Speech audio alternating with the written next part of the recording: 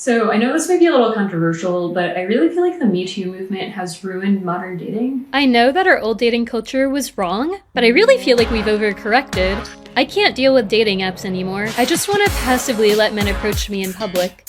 But they're all too scared to nowadays. Right? Like I feel like back in 2017, women told men, only talk to us if you can do it respectfully. And men heard that and they were like, okay, we won't. Oh baby, baby, yes, you can hit on me. You don't have to be scared. I know you're aware of gender dynamics. If I'm not into you, I might be like you and make fun of you, but it's secretly fine. I don't always mind. It's a real nice ego boost. I went out the other night and it completely changed my view on this whole men don't approach women anymore, and it's so hard to meet someone. This night, I literally had 6-7 different guys approach me and my friend. A couple of them, I feel like actually I probably started the conversation, but it was literally a place where everyone was just talking to each other, vibing, dancing. Like, it was so easy to just start a conversation. And me being a social butterfly and wanting to go out for so long, like, this was so exciting for me to just be like, oh my god, like, people actually do mingle. Don't be that girl who's like, they have to come over to you, they have to make the first move. Like, I don't see it as this big deal of like, oh, I'm making the first move. Like, when I go out and about in general, like wherever I am, I always start a conversation with a stranger anyway. Like, there's so much you can learn from that. Like, you don't need to put this pressure on it that there's this goal for you to find your husband. Like, it doesn't have to be that. You can just go out, have fun. When I was there, it was literally like I was open to receiving. Like, I was just there dancing, vibing, feeling cute, doing whatever. The thing is, I didn't really expect anything. Like, it's not like I'm like, okay, yeah, one of these has to be my husband. Like, no. Going to bars and clubs and finding someone there is very like pre-COVID, but I just feel like now, me as a social butterfly, like, where else are you supposed to meet someone? And I love going out, listening to music, dancing, having a good time, mingling, meeting new people. Like, I'm all about that. I'm like, okay, finally, now I'm going out again because I made some new friends that are open to going out and stuff, because it's not for everyone. Not everyone wants to go out. I'm just so excited for my nights out this year because I just had the best time ever. These guys were all well-established finance guys, investment bankers, whatever, like really well dressed, smart, fun, young, friendly, respectful.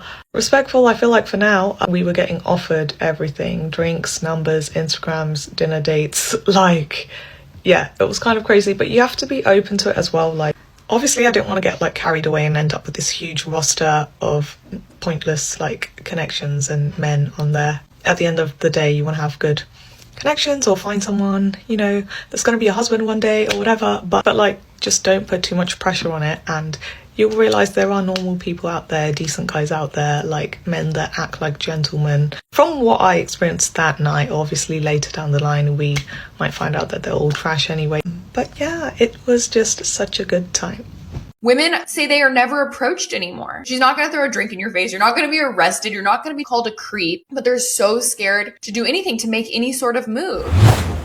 What do you think the most common explanation people give for like why they're single? Oftentimes, like, the nicest guys end up being the ones overlooked and the ones that don't end up with girlfriends. And it's often because they aren't asserting themselves enough. They tell me, I'm not getting any matches, I'm not getting dates. And I look at their profile and be like, okay, well, you're giving serial killer. Like, this is awful. How can women tell the difference between a man moving slowly because he's intentional versus because he's keeping options? Stop focusing so much on the short-term criteria that you have in your mind and focus on the longer term. Because like, whether or not he's going to be a great future father to your children has nothing to do with his hairline. It's Valentine's week, which I feel like can be brutal for some people. Chivalry is not dead. Romance is not dead. But I would say you got to give the nice guys a chance. So I have an update regarding the male loneliness crisis, okay? And this is a report that I got from a friend, my one friend, who is still trying to date, okay? Over the weekend, she makes, a plan with this guy who she's been like, talking to, has hooked up with before. They make a plan for him to come over, and they're going to have some pizza and hang out, right? So she orders the pizza. He's on his way. He offers to pay for the pizza. And she's like, that's nice. I already paid for it. Thank you, though. And he's like, oh, darn. I offered to pay for the pizza so I could take the leftovers home. That's number one. Number two, he walks in the house with a bag, like a little plastic kind of Kroger bag. And she thinks, oh, nice. He brought me something. Maybe he brought dessert or something. No. This guy brought in the trash from his car to throw out in her trash can. Point 3.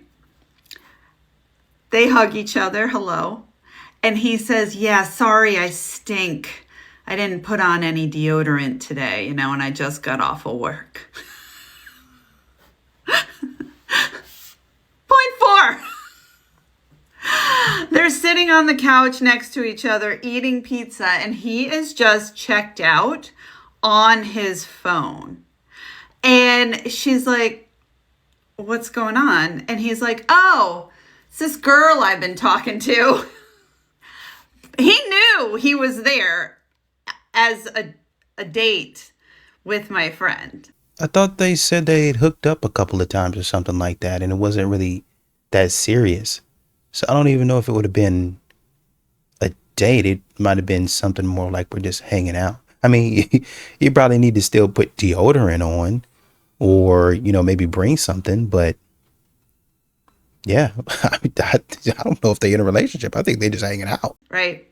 But, nothing serious. So it's fine that he's just fully having a conversation with another girl in front of her. And she said, you know what? I think you should leave. And he left. And he's 40 years old. That's not a date. That's them hanging out. She ordered pizza. They hanging out. They're hanging out. They didn't mess around. They're hanging out. When you say, they've been talking, means, they not really doing anything. They're not really serious. They've been talking, but they didn't messed around before, and that's what that means. So they're not dating. They're not dating at all. This is what I'm saying. What y'all want to do is try to blame it on men. But your friend is in a situationship that she's put herself in and that she's completely okay with. She just didn't want him texting another girl in her house. She didn't want to have to fund the night by herself. She didn't want to do that. But if it were over at his house, he would fund everything and she'd be okay with it. Because it really doesn't matter to these modern women whether they're in a relationship or not. I still want you to pay for everything. No, we're friends. Yeah, we've done some things, but there's nothing official here. I avoid the nice guys because I feel like they're worse. My great nan, she's 97, I think. Shout out Green. Yeah, she's always said to us, make sure you date a rich man because men are all the same. I'm so here for it. I'll tell you the biggest difference between dating a rich man and also dating a guy that has been with a lot of girls. Who do you think would cheat more? A guy that's been with a lot of girls or a guy that doesn't get any girls? A guy that doesn't, because they haven't had it, they need to do it. Girls are always worried about the fuckboys. Yeah. The fuckboys are the least ones to go and cheat. Yeah. It's easy for us. We don't care about it. Another body isn't like, whatever. It's like one on top of 5,000. Like, I don't care. Yeah. But the guy that slept with 3 girls in his entire life, the nice guy that you're so deeply attracted to, if there's another opportunity that pops up, from 3 to number 4, that's an additional 25% on his roster. He's pushing it in there. I avoid the nice guys because I feel like they're worse because they'll just do you dirty. So many times I've dated the nice guy and they do me wrong. And it's worse because It's like, worse. he's a nice guy. Yeah, 'cause you From the think, bad guy, oh, you expect it. You're exactly. like, you're not so heartbroken. From the nice guy, you're Yeah. like, bro, Not I that gave I'm you a saying- lifeline. You were never going to get any pussy in your life. And I literally gave you Yeah, the opportunity like, how at some dare I? vagina. And you still fucked it up. Have you guys ever noticed that you'll rarely see a single guy out in public? I was talking to one of my girlfriends about this. You'll never see a single guy just out and about at a cafe or market. They're usually with their girlfriend. And I'm sure there's exceptions to the rule, but I swear most single men just stay home unless they have a girlfriend. I don't know. If you're a single guy and you actually are out in the wild doing stuff, what do? Where are you at? Okay, if he stares at you, he likes you. If he doesn't approach you, it's because he's shy. But do not approach him, because you will forever be making the first move and you will always be chasing him throughout your relationship if you do this. He needs to approach you. If you approach him, you will put him in his princess era and you will be like the frog, you know, like the princess and the frog. We don't want to be the frog. We want to be the princess. You know how men approach women these days? It's so bad. Do you know how men approach women at bars these days? Oh, you'd think, oh, they're gonna get you a drink. No. Maybe they don't have the money. Are they gonna like come up to you and say hi and tell you that they just saw you from across? No. You know what they do? They do this. Okay, imagine I'm like 100 to 50 feet away from you. And I'm in a group of like men, right? I'm talking to my boys.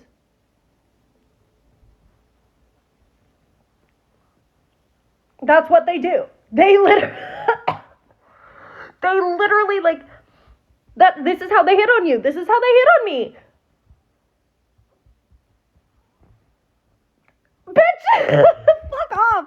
What the? They will do this for an hour. They will make eyes at you, practically tuck their little hair behind their little ear for hours. Not once will they approach you. Not once. Not once. I'm not kidding. I'm not kidding. I'm not fucking kidding. So I was thinking about the whole men wanting to be bad bitches epidemic that's going on right now. I don't know if you guys seen the video of the girls on the man on the platform, you know, and the girls on the dance floor. Like, nobody wants to see that. First of all, nobody wants to see, for girls dance on platforms, men just stand there. Nobody, like, why the hell would you go out to a club? And anyway, I have noticed as a bartender that we used to have ladies' night, right? We had to stop ladies' night because we weren't getting the men that were going to purchase the drinks. Now, I don't understand why, because if you're going to ladies' night, then you don't have to buy a drink for a woman. You can buy your own drink and the ladies already drink it for free. But I had plenty of men tell me, why do ladies get to drink for me? If I identify as a lady, can I get a drink for free? What about equality? Blah, blah, blah, blah, blah. And I'm just like, bro, you guys already have, the patriarchy already gives you so much, and you're complaining that ladies are drinking free wine and free wild cocktails. Why? Anyway, I also was thinking about the situation that I had with one of my, like, I went out with my girlfriends one night. This guy offered to buy me a drink. I accepted, and I was being nice, so I had a conversation with him. Not even 2 minutes into this conversation, this man goes, so do you think you can do better than me? I don't even know what the hell we were talking about, but it had nothing to do with like me thinking I was better than anyone. And I just like looked at him confused, and I like said, yeah. I was like, yeah, I can probably do better than you. And then he left, and I was like, just because he said that, that's why I replied that. But what? Because you bought me a drink, you think that you can be disrespectful? I just don't understand that. Yeah, and then it's been crazy. Like, it's been crazy. Okay, that's my 2 cents. Because alcohol is expensive. Because we had to pay to get in the club, and now we have to pay to drink. And then we have to pay for everybody else's drink. So essentially, we're funding everybody's existence when these women have jobs. And outside of the club, they tell us about their great jobs and how they're good at their jobs and how they're getting paid so much. So since they're getting paid now, why are they not paying into everybody having fun? You have a DJ coming in. Why are we the only ones paying for the DJ? Why are we the only ones paying to keep the lights on? If I'm paying, I want you to understand this very clearly. If I'm paying, I'm picking that music. I'm picking that music. Period. End of story. There ain't going to be no women up there that's picking that. Not at all. If it's me funding the experience, I'm picking the song. I'm picking what we have because I'm paying for it. You don't get to tell a man to get to the back of the line and he's paying. Oh, you paid your fee, get to the back of the line. What? Absolutely not. Why do you think these OF women have started chats and stuff like that? Oh man, that's not even her talking to you. Probably not. But why do they do that? Because men, for their money, wanted more access. I want more access to you. I'm paying. A lot of them say, go to Dubai and you get men doing stuff to you. Okay, if I'm paying money, okay, I'll take the money. Okay, if I'm paying the money, I want a certain level of access to you.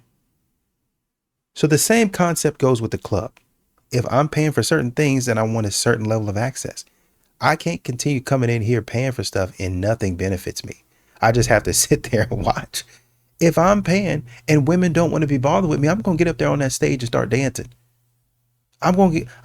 Me and my friends, me and my boys, you appetizers up here, right here. Man, you got to get down and go. No, I don't. I'm going to eat right here. Hey, bro, you want some? Y'all want some? Hey, drinks right here. Oh, why don't you get down and drink it? No, I'm standing. Why don't you leave me alone? I don't want you scurrying over to my table, my section. I pay for it. You're not invited at all. Number one. Number two, when you get over here, assuming I let you in, what are you going to do be here? Y'all don't understand what's going on here. If a man is out here paying all of this money, it'd be one thing if you paid and then he paid. But he's paying and y'all don't want to give him nothing. Y'all don't want to let him dictate anything. Y'all don't want to let him have any fun. How does that work? Even if you say, well, you're paying your fee, but everybody else is paying a fee too. You can't have everything your way. That's not how that works, man. You coming in to get a piece of the action. Okay. Well, if it's enough men that say, well, yeah, we want a piece of the action. And then you say, well, we're not going to go in that direction, whatever the women want. The women ain't paying nothing. The women ain't putting into the pot. Why do they have a say so if they're not putting into the pot? That's what I'm saying. When you go out, do you buy your own drinks? No. Never. I mean, tonight, yeah. There's no men here. Not usually. Absolutely not. No. I don't buy shit. No. Absolutely not. How are you getting these drinks? Usually a guy buys them for me. Men are paying for it. Someone else buys them for me. Who's someone else? A guy. The men will buy them for you. People buy them for me. Who's people? Guys. How are you getting drinks? How y'all getting drinks then? Sugar daddy. You have to either pop a titty. Do you ever take drinks from guys that you have no interest in? Are you interested in that guy or do you just take the drink? No. Do y'all have any intention on being with these men? Fuck no. Do y'all ever take drinks from men that y'all aren't interested in? Yeah. Oh yeah, for sure. Y'all don't feel bad about that? No. I do sometimes, but then, yeah, I don't. Do you have any intentions on getting with the guy? No, he just buys them for me. You just have to get the drink and go. Grab a drink and go. Don't buy your own drink, lady. Do you believe in buying women drinks? Fuck no. A girl that wants a drink, bro, she's just gonna use. It's like stripping. Like they're gonna use you for your money. Honestly, when I first moved to New York, I thought the way to meet people was going out. I thought like, oh, I'm gonna meet like a guy I'm like really interested in at like the box or like. No. Like I think I've only met extreme losers. Like serious losers. It's crazy. It's like all the losers get together and go out and it's like, where are all the sweet, sexy, kind, hot men? Where are they? They're not there. So if you're wasting your time, you shouldn't. I'm so over it. Why I don't trust men? Video number 8. Well, because many years ago, I was like 19 years old. I was a new mom. I didn't know what else to do, and I worked in a strip club as a waitress and then a dancer until my early 20s. And during that time frame, I saw so many married men coming in and just spending thousands and thousands of dollars just to see a woman with a G-string and topless. The stories that we would hear about their wives, it just literally made me sick to my stomach. And literally, like, it just made me a strong woman overall, but it also made me, like, disgusted.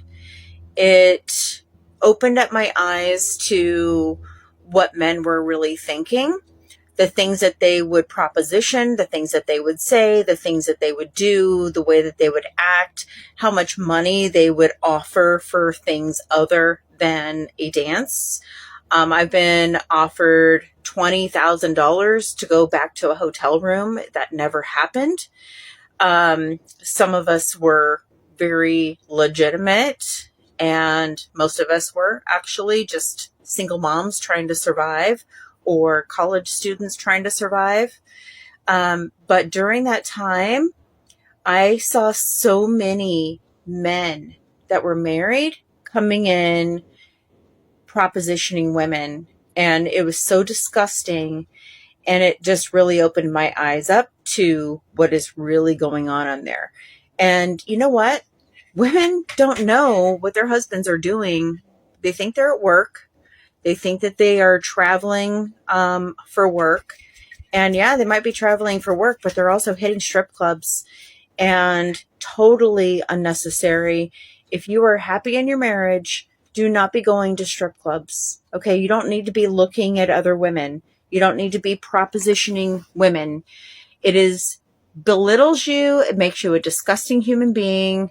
And if you need to pay for it, if you need to go out and try to find some easy person, you're looking in the wrong places, because those people that are in there are actually working really hard just to try to survive. And they're not easy. They're actually smarter and tougher than the average woman that might be in a bar drunk. So with that being said, I saw way too many married men coming in, getting drunk, propositioning women. It's another reason why I don't trust men. You know, it always amazes me how modern women like this lose respect for the man. How come you haven't lost respect for yourself? Where exactly did you meet this man at? You know, working at the club has made me see women or men in a totally different light. What club are you talking about? You talking about a cigar lounge? You talking about like a country club? You talking about a swim club, run club? What are you talking about? Oh, I'm talking about a gentleman's club where I'm going to get paid, where I'm living off of the men that I despise, where I'm talking about, oh, I can see the worst parts of them and they're married and they're this and that. What are you doing in there if you're so troubled by it? What are you doing in there if you're so disgusted by it? Oh, wait. You're doing the same thing that they are. You're not on a higher level than they are. Y'all are on the same level, because you went there saying, I'm looking for a man like that. I need a man like that to come in and give me his money so I can survive. I need that.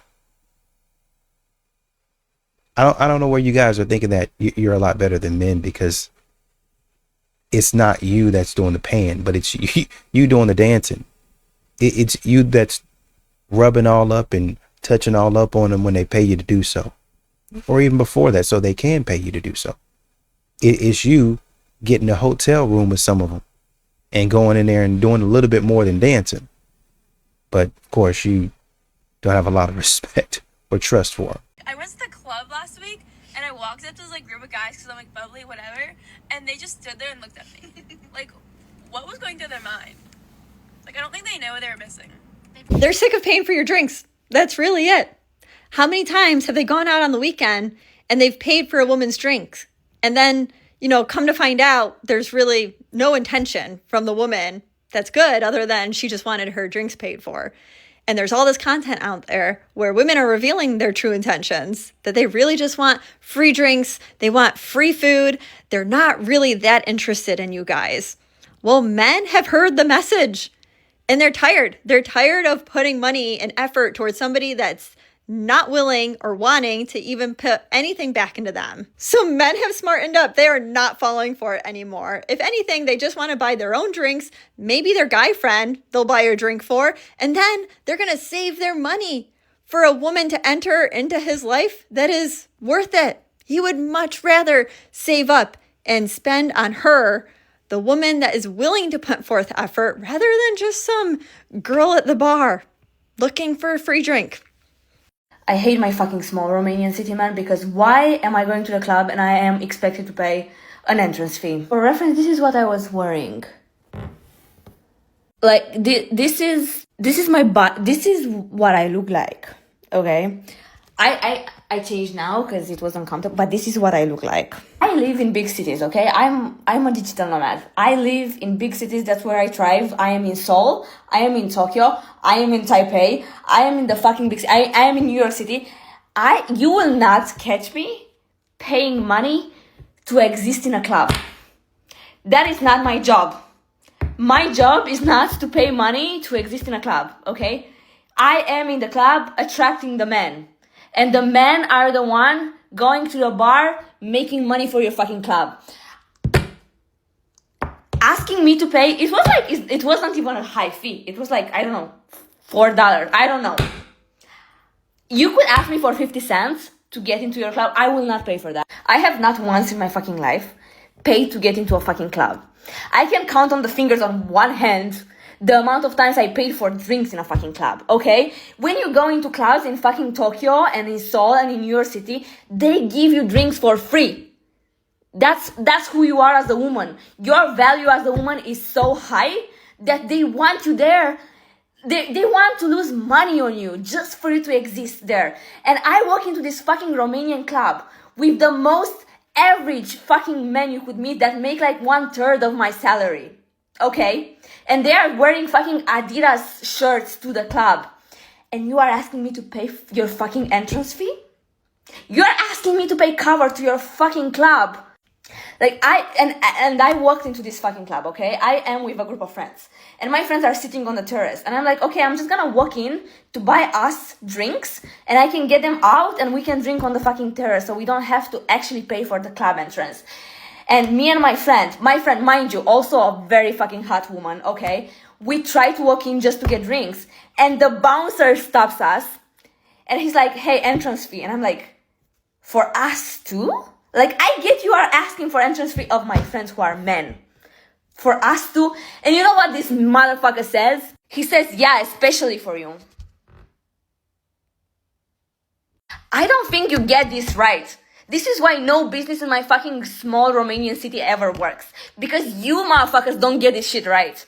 You don't understand how business fucking works. You don't understand that a pretty woman in a club is more valuable than your $4 fucking cover fee. Okay? I am so fucking mad right now. Like, this is like insulting to me. I'm sorry, but I am not paying to willingly go to a place where I am sexualized. Like, you are benefiting of me being there as a woman. You are benefiting of me existing in your fucking bar, okay? Because men are going to walk in because I am there. I am not paying for that shit. I am not paying to bring you value to your venue. That is absolutely fucking insane. And again, as someone who lives in big fucking cities, because I can choose where I live, okay? I get to choose where the fuck I live. I can live anywhere around this world. And I get to choose, okay? And I choose the big cities. There's not one fucking big city that has actually amazing nightlife that will ever ask me to pay to enter their fucking clubs. I went to Las Vegas. I've been clubbing in fucking Las Vegas. Okay, you are not gonna ask me for your $4 fucking PT money dollars to get into your fucking club. And that's on that. And I'm so fucking mad. This is why nothing works in fucking Romania, okay? Well, they got to make sure they get their money because the men aren't buying what they're selling, right?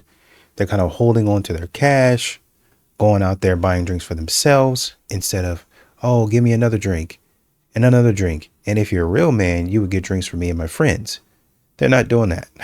Instead, unless you're a high roller, high roller. High roller. Sounds like a 90s term. He's a high roller. Anyways, unless you making some money, you a high roller, right? He's not doing that. He's not, whoa, everybody's broke and everybody's not even struggling. But I'm not spending my money on you. I'm not going to continue to just go in there and, oh, another round for the women let's let the good times roll. And y'all go in there knowing, see, that's what's the problem is. Y'all go in there knowing and feeling that y'all are entitled to somebody else's pockets. And a man is saying, well, I'm not really on board with that. I was just being nice. But you expect a man to be, it's more than nice. You expect a man to overextend himself. You expect a man to do for you.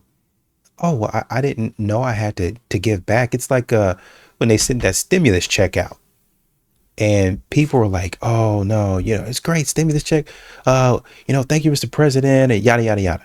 But then when it comes tax time, you got to pay that back. All of a sudden, it's like, oh, shoot, man, I didn't know we had to pay that back. Well, yeah, that's how it works. And it's not like you didn't know. People have been telling you. Oh, well, how could I have ever known? Well, even if you didn't know in the first place, people told you. People that know, you're going to have to pay that back at some point in time. But you didn't care. You didn't believe it. And so you went on ahead and spent it, which whatever you want to do.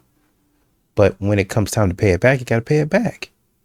And now women are understanding, well, now we have to pay back all of the free times, all of the free stuff that we got.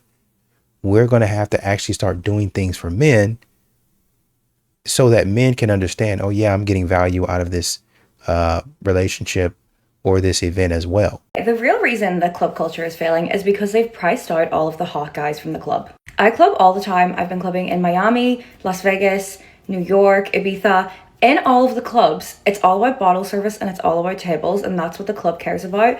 And they also don't even want regular guys in the club. They only want guys in the club if they're buying a table. And think about who is buying a table. Old men, married men, foreign businessmen, or it's like a promoter and 20 girls. Whenever the club is catering towards these old men, the girls in the club, yeah, you can go and dance with your friends and drink for free, but if you're ever like on the actual dance floor, it's like a hellscape because the whole club is geared towards tables. They don't want the dance floor to be fun. They want it to be overcrowded and awful because they want people to buy tables. Girl, and you want to go out and you want to dance with your friends and you want to kiss a hot boy, there is no hot guys in the club. Girls want to be where the hot guys are. I'm sorry if this is offensive. In the same way that the men buying the tables only want hot girls there, hot girls want to be where hot guys are. Hot guys are in a dive bar, they're in a regular bar, they're not in a club spending $1,000 on a $30 bottle of Casamigos. That's not where they are.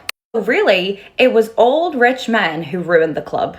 You think about peak Jersey Shore, the guys and the girls were just all in the club together and everyone was just on the dance floor dancing. The club is just not like that at all anymore, and girls are a commodity to these rich old men who spend $15,000 on a table just so they can sit near them for a night. And there is a limit on how much you can listen to an old man yap in your ear. In order to save the clubs, we must start letting the hot guys in again. Let's play how many men approached me on my solo date tonight. It was 0. 0 of these men approached me. I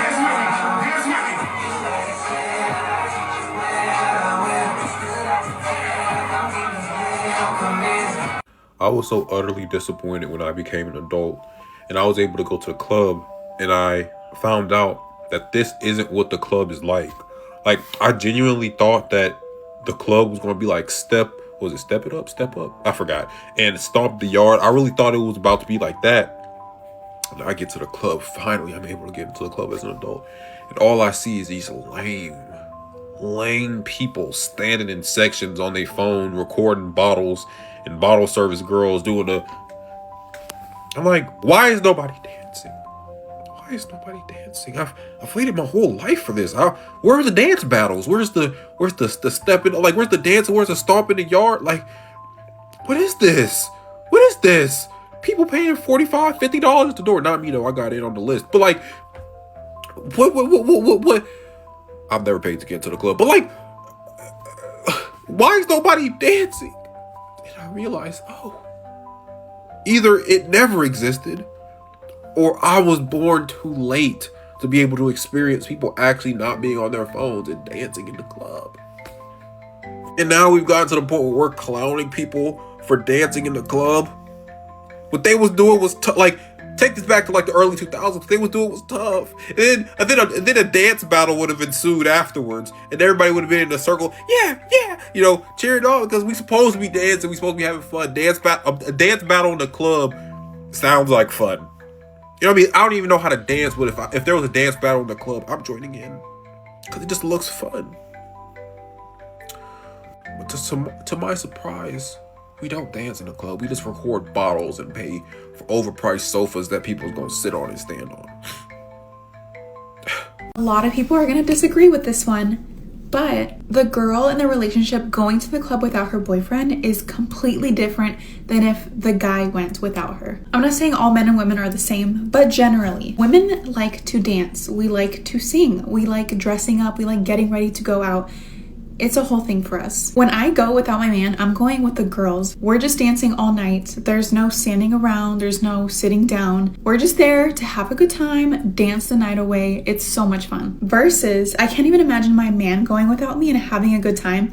One, because he doesn't dance. I think most men don't want to go dancing at the club. They will most likely be sitting at the bar or sitting at a booth with their boys in a position where they're chit-chatting, mingling with other people. Plus, naturally, I think it's more difficult for men to resist temptation, and temptation is very present at the club. I'm not denying that. As a girl in a relationship, it's a totally different experience. When you're just dancing on the dance floor and you're having a good time and you have your girls around you, you don't even have the chance to give other people attention. This weekend, I had my first experience of being the oldest woman in the club. Do you know how young the crowd has to be at the club for the men in the group to notice? Because the thing about men who are 35 is in their heads, they're still 18. So in a not creepy way, I promise you, okay? In a not creepy way, they don't notice that the women around them are much younger. And also, men sort of go out of their way to reassure women in their 30s. No, you're not old. It's okay. It's fine. You can be good, nice men, right? I was looking around and I was like, oh my God, everyone in here is 21. And I was with 3 men, and all 3 of them were like, oh God, we're so old. Kristen, you are the oldest woman here. And I was like, shut the fuck up. Yes, I know. I can tell. I have eyeballs. I wasn't prepared, you guys. I also was dressed so wrong and so old. Everyone there was dressed so cool. It was a warehouse late night DJ set, which in Utah is the best way we have nightlife. And everyone there was dressed so cool. And I was dressed like a mom going to Disney World. Because when I go dance, I like to wear the Halara dresses that have the built-in shorts and comfortable shoes because I'm in my 30s.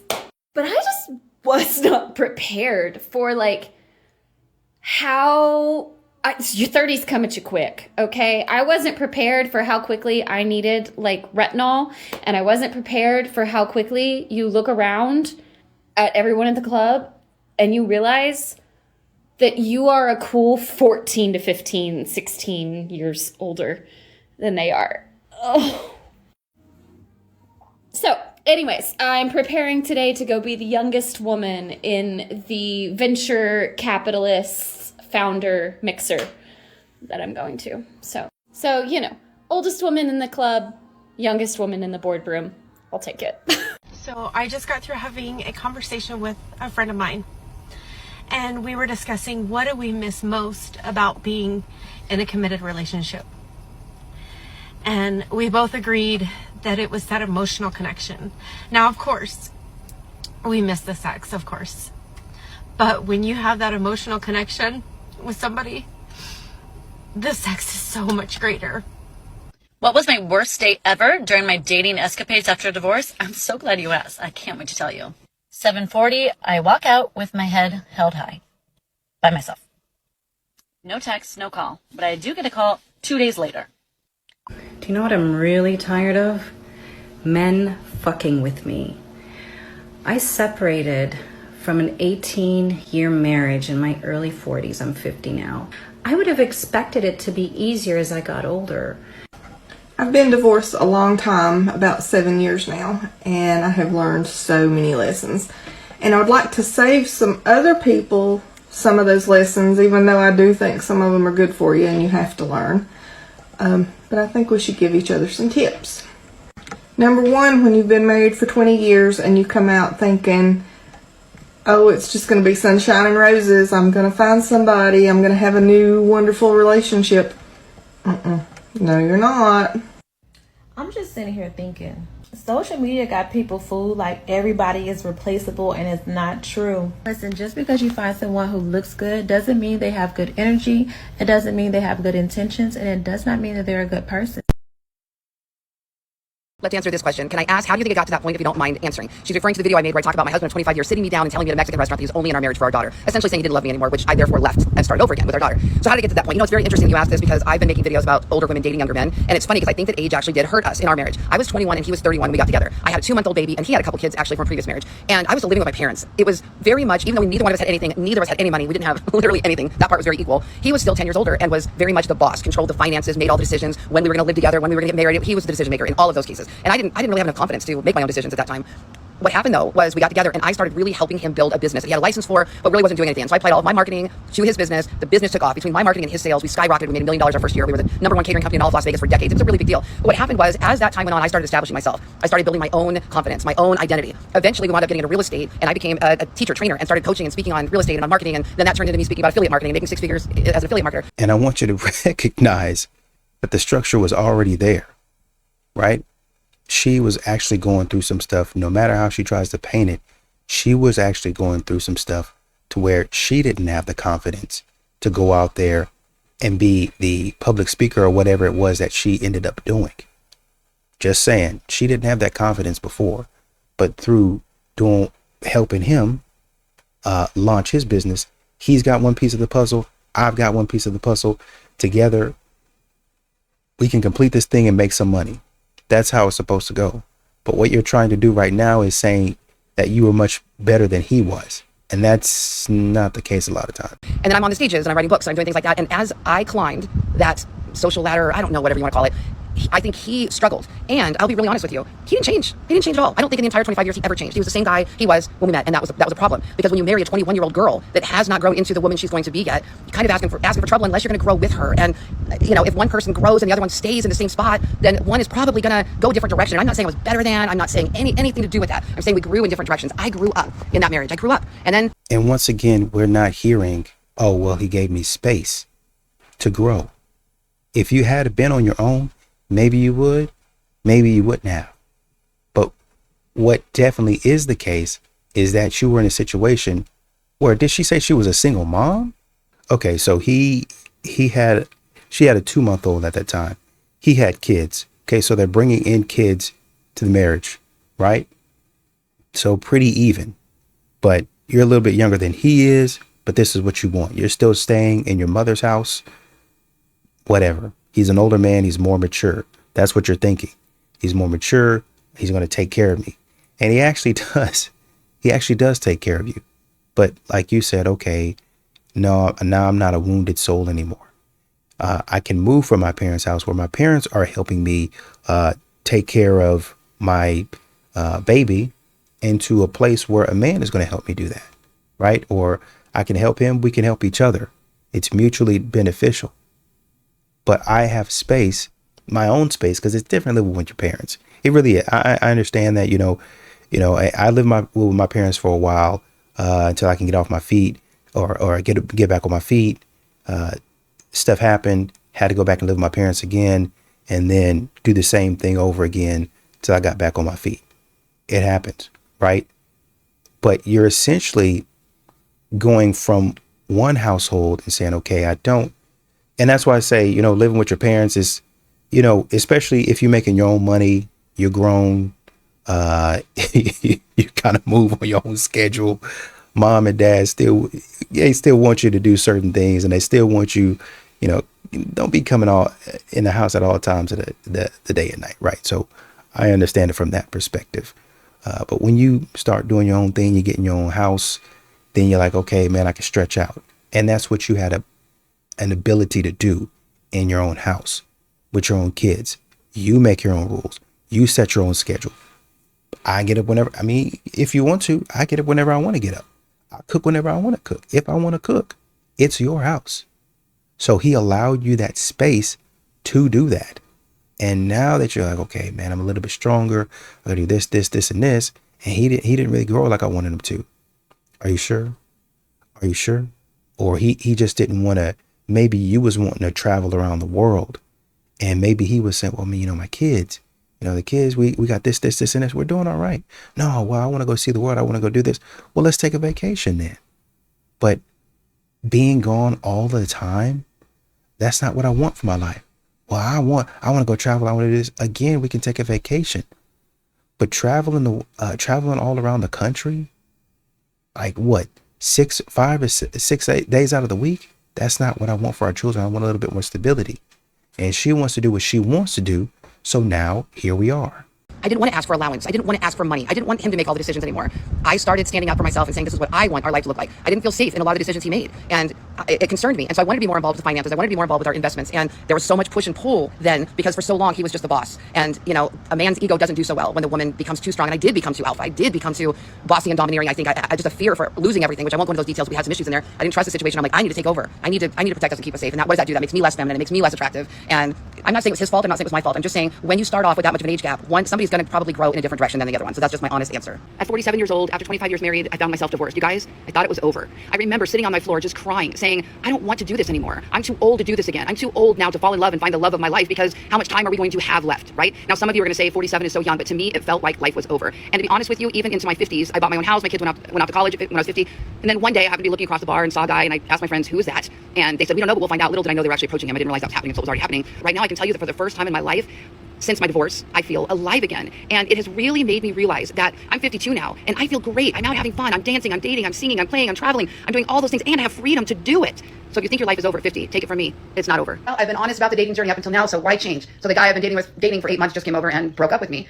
Honestly, I'm going to say that I knew it was coming. I mean, we've had some ons and offs and aren't really compatible in the long run. That doesn't mean it hurts any less. After 8 months, that's a long time. The hardest thing for me is that he just committed like 3 weeks ago and told me that he considers me his girlfriend and has told everybody else. And so what did I do? I put him right back on Facebook and paraded him in front of everybody. Like, here's my guy. So as much as I know it's the right thing, like my mind knows it's the right thing, my heart hurts. And those of you that are in the dating scene, you know how this feels to think about. Well, but here's the thing. Here's what I'm going to say. I had the time of my life this year. And when I met him in March, I came back to life. I got my confidence back. I played, I laughed, I camped, I ate sushi. I did things I've never done before.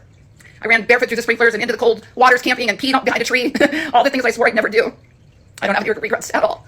And now I feel like it's time for me to go play. I want to be single. I want to go play. I want to have fun. I probably want to date multiple people and find out who I really want after all that time. I was married 25 years. So since I was 21 years old, I was married. I don't know really what I want in life, as a partner. Maybe I don't even want a partner. Maybe I want to just have fun, flirt around, date a little, just have a good time. I don't have to. We're not required to settle down. And if something happens and the right person in the right frame of mind comes along, great. This guy had kids, entanglements with an ex-wife, didn't want to make me public on Facebook. And I have had issues with that from day one. It's time to release it, let it go, let him go, let him move on. It stings and I know I'm going to miss him, but that's what it's all about, right?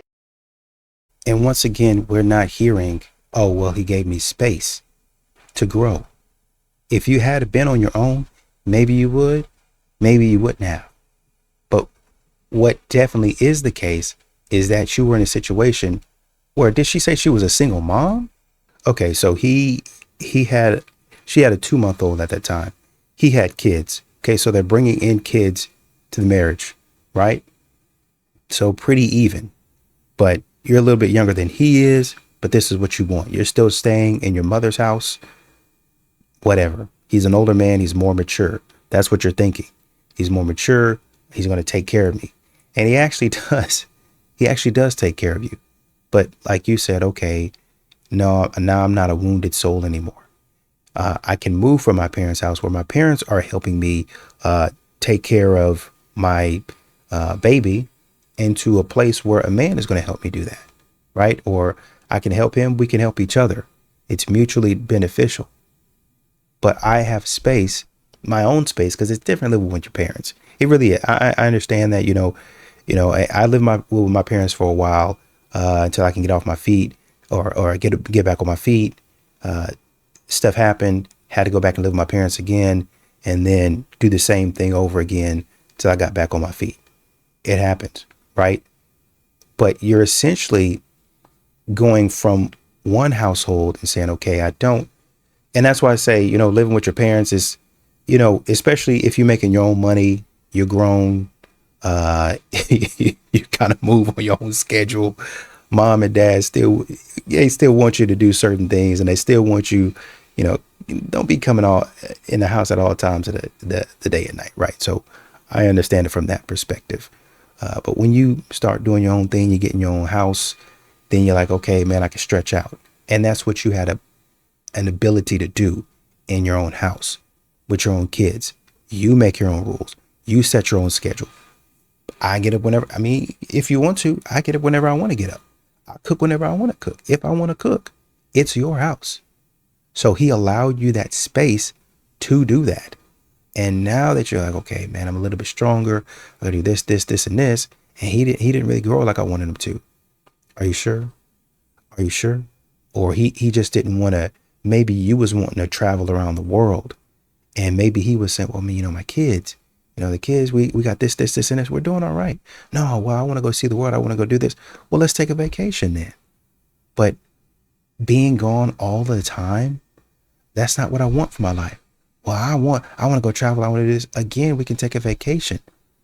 But traveling all around the country, like what, 5 or 6 8 days out of the week, that's not what I want for our children. I want a little bit more stability. And she wants to do what she wants to do. So now here we are.